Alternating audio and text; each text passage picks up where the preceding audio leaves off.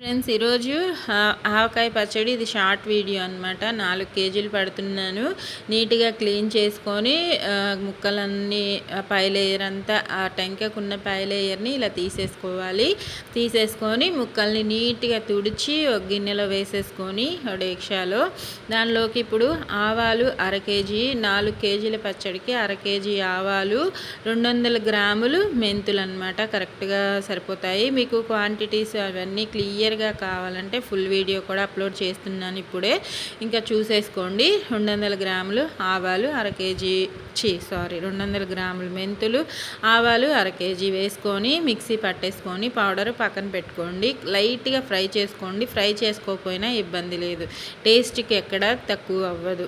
ఇంకా ఉప్పు కారాలు, ఉప్పు మాత్రం 1 కేజీ పట్టింది 4 కేజీలకి, అంటే ఒక గిన్నెతో కొలుచుకోవాలి. అది ఫుల్ వీడియోలో క్లారిటీగా ఉంది. కారము 4 డబ్బాలకి 1 డబ్బా కారం వేసుకోవాలి. అంటే ముక్కలు 4 వంతులు అయితే 1 వంతు కారం వేసుకోవాలి.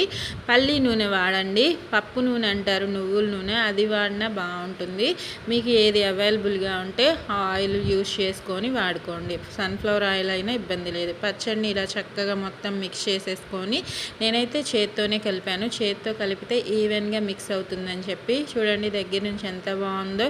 3వ రోజు కూడా కలిపే చూపిస్తాను.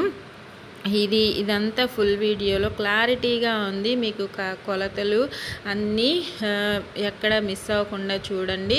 మీకు పర్ఫెక్ట్గా వస్తుంది పచ్చడి అనేది. దీని కింద లింక్ పెడతాను ఈ వీడియో కింద. 3వ రోజు ఇదిగోండి పచ్చడి టెక్స్చరు చూడండి. 3వ రోజుకే ఊరింది, ఇంకా కొద్దిగా ఊరితే సూపర్గా ఉంటుంది. ఇప్పుడు కూడా 3వ రోజు నుంచే మనం మ్యాక్సిమం కలిపి తింటూ ఉంటాం కదా మన పచ్చళ్ళు ఏదైనా సరే. ఇదిగోండి దగ్గర నుంచి 3వ రోజుకి టెక్స్చర్ ఇలా ఉంది. నా వీడియో నచ్చితే షార్ట్ వీడియో లైక్ చేయండి, షేర్ చేయండి, కామెంట్ పెట్టండి.